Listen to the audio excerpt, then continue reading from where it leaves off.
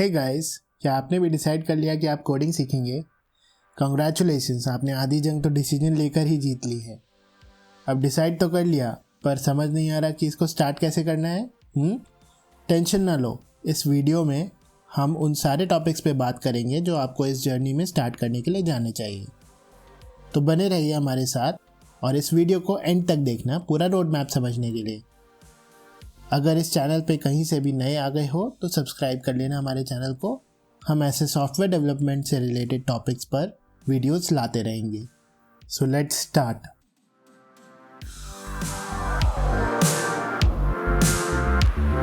पहले मैं कुछ टिप्स दूंगा जो आपकी कोडिंग सीखने की इस जर्नी को थोड़ा बूस्ट कर देंगी।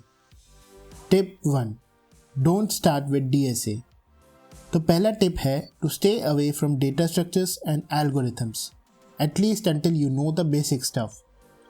अब डेटा स्ट्रक्चर्स एंड एल्गोरिथम्स, जिसे हम DSA भी बोलते हैं, इसमें हमारा मेन गोल होता है to improve the efficiency of our code both in terms of time taken and the memory used. इसमें हमें पढ़ाया जाता है कि डेटा को स्टोर करने के लिए कौन कौन से डिफरेंट स्ट्रक्चर्स यूज किए जा सकते हैं और उन्हें कब कब यूज करना चाहिए।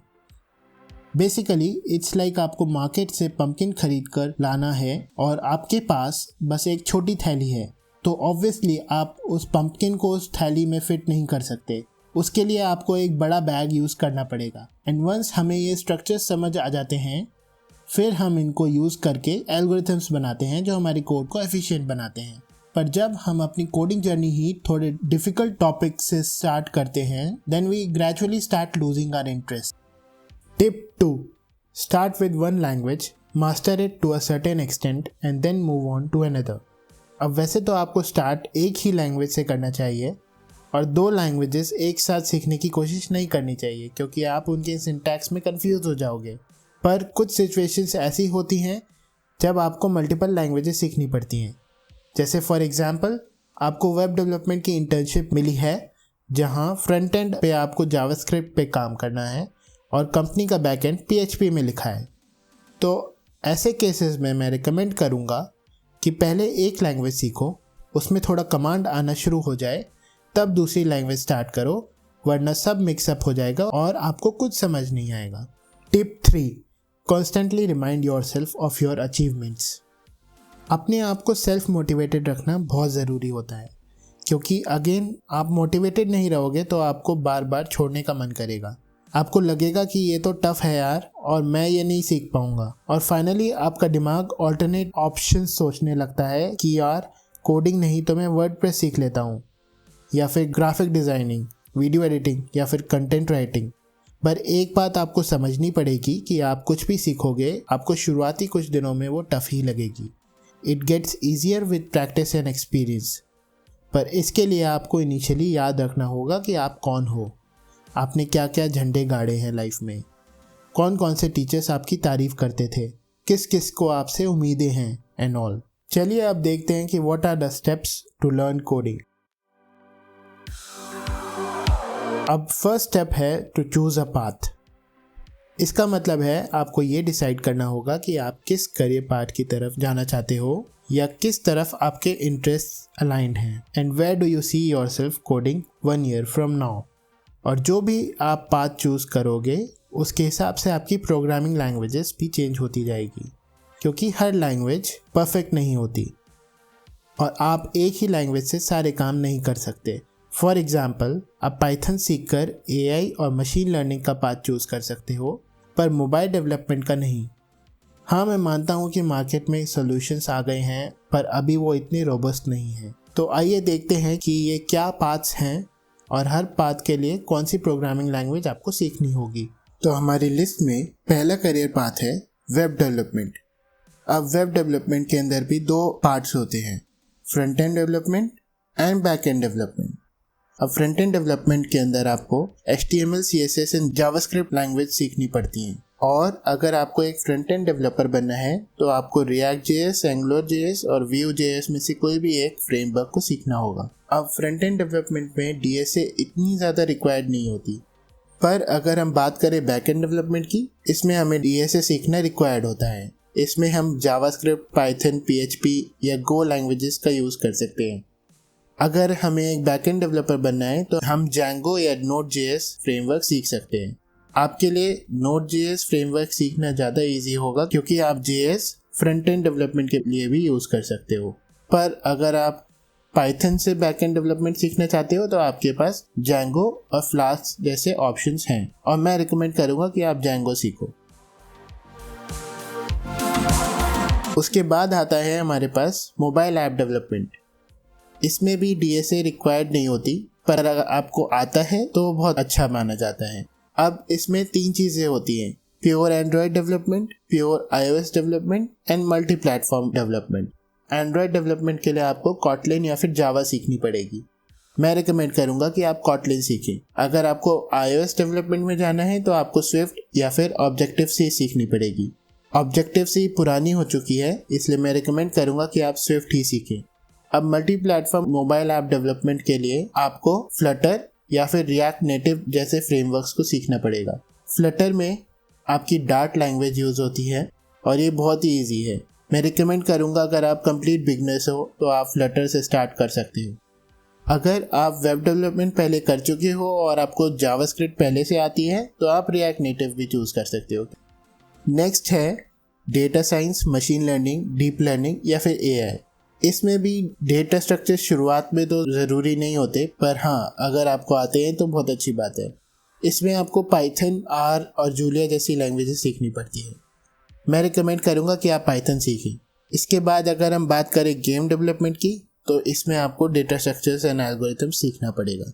इसमें C# और C++ जैसी लैंग्वेजेस यूज़ होती है। इसमें कुछ पॉपुलर गेम इंजन्स हैं, यूनिटी एंड अनरियल इंजन। अब यूनिटी आपको 2D गेम्स बनाने में हेल्प करेगा और अनरियल इंजन आपको 3D गेम्स बनाने में हेल्प करेगा। इसके बाद अगर हम बात करें साइबर सिक्योरिटी की, इसमें भी डेटा स्ट्रक्चर्स ज़्यादा ज़रूरी नहीं होते। इसमें आप जावा और पाइथन जैसी लैंग्वेजेस सीख सकते हैं। उसके बाद हमारी लिस्ट में आता है अगर आप कॉलेज प्लेसमेंट्स के लिए पढ़ाई कर रहे हैं। इस केस में आपको डेटा स्ट्रक्चर्स एंड एल्गोरिथम सीखना पड़ेगा।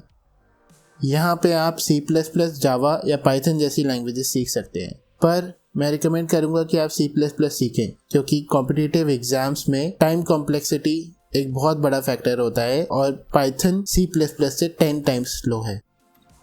उसके बाद हमारी लिस्ट में आता है अगर आप एज अ हॉबी प्रोग्रामिंग सीखना चाहते हैं तो आप पाइथन या फिर जावा में से कोई सी भी एक लैंग्वेज चूज़ करके स्टार्ट कर सकते हैं।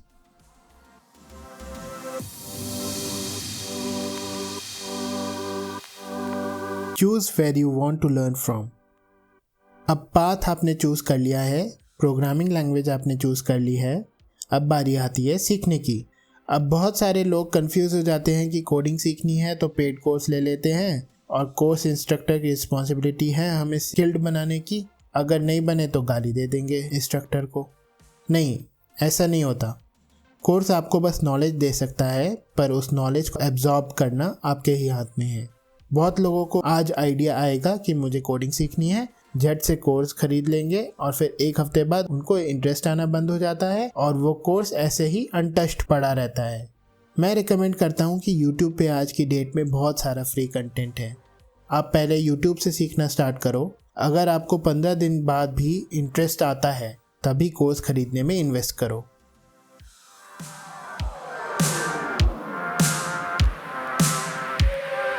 Learn the basics. अब स्टार्टिंग बिल्कुल बेसिक से करो। डेटा टाइप्स के बारे में सीखो, वेरिएबल्स, कॉन्स्टेंट्स, इन सबको इनिशियलाइज करना सीखो। यूज़र से इनपुट कैसे लेते हैं ये भी सीखो। प्रिंट करवाना सीखो। फिर सिंपल डेटा स्ट्रक्चर सीखो like arrays, dictionaries and sets etcetera. उसके बाद कंडीशनल स्टेटमेंट्स पे आ जाओ। इफ़ कंडीशन क्या होता है, इफ एल्स लैडर क्या होता है, नेस्टेड इफ क्या होता है, स्विच केस क्या होता है, इसके बारे में पढ़ो। इसके बाद फंक्शंस बनाना सीखो। फंक्शंस में इनपुट कैसे देते हैं, आउटपुट कैसे फॉरवर्ड करते हैं, ये सीखो। इसके बाद लूप्स को पकड़ लो। फॉर लूप क्या होता है, वाइल लूप क्या होता है, डू वाइल क्या होता है, नेस्टेड लूप्स क्या होते हैं, फाइनाइट इनफाइनाइट लूप्स क्या होते हैं, ये सब सीखो। इसके बाद ब्रेक एंड कंटिन्यू कैसे यूज़ करना होता है, ये भी सीखो।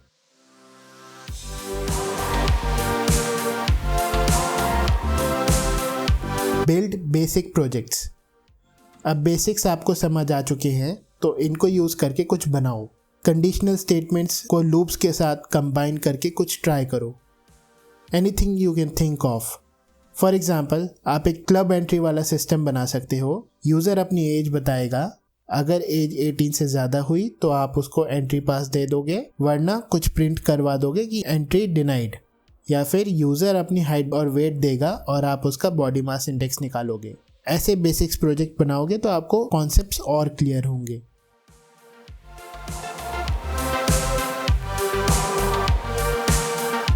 नेक्स्ट स्टेप है लर्न एडवांस कॉन्सेप्ट्स।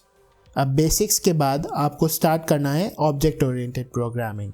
अभी तक आपने जो भी प्रोग्रामिंग करी वो फंक्शनल प्रोग्रामिंग करी, मतलब आपका सारा कोड फंक्शंस में स्ट्रक्चर्ड है। ऑब्जेक्ट ओरिएंटेड प्रोग्रामिंग में आपका कोड क्लासेस के अंदर स्ट्रक्चर्ड होता है और आप उन क्लासेस का ऑब्जेक्ट बना के उस कोड को एग्जीक्यूट करवा सकते हो।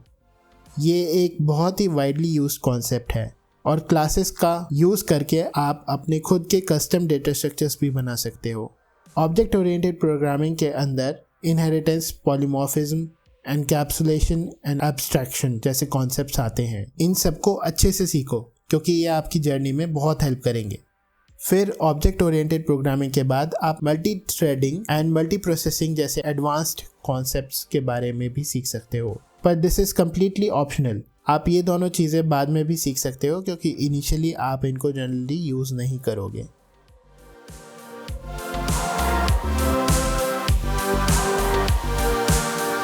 नेक्स्ट स्टेप है बिल्ड मोर प्रोजेक्ट्स। अब आपके पास ऑलमोस्ट वो सारी नॉलेज है जिसे यूज़ करके आप बड़े से बड़े प्रोजेक्ट कंप्लीट कर सकते हो। तो थोड़े कॉम्प्लेक्स प्रोजेक्ट्स बनाओ। ऑब्जेक्ट ओरिएंटेड प्रोग्रामिंग का अच्छे से यूज़ करो। कोडिंग सीखने का यही तरीका है, कुछ सीखो फिर उसे यूज़ करके प्रोजेक्ट बनाओ। अब ये हो सकता है कि आपका कोड एफिशिएंट ना हो, पर वो वर्क ज़रूर करेगा और इसीलिए हमारा नेक्स्ट स्टेप भी अपने कोड को एफिशिएंट बनाना ही होगा।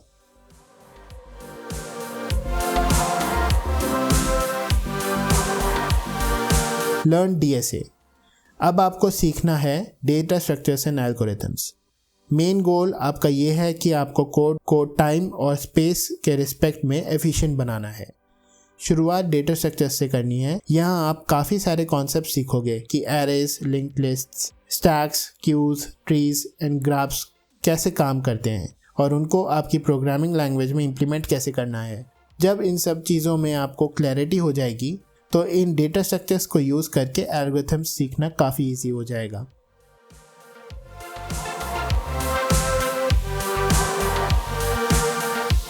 Next step is to try to implement DSA in existing projects. और लास्ट स्टेप है अपने पुराने प्रोजेक्ट्स को दोबारा उठाओ और उसमें देखो कि कहाँ कहाँ आप DSA यूज़ करके उस कोड को टाइम एफिशिएंट बना सकते हो या कैसे उसकी स्पेस कॉम्प्लेक्सिटी को इम्प्रूव कर सकते हो।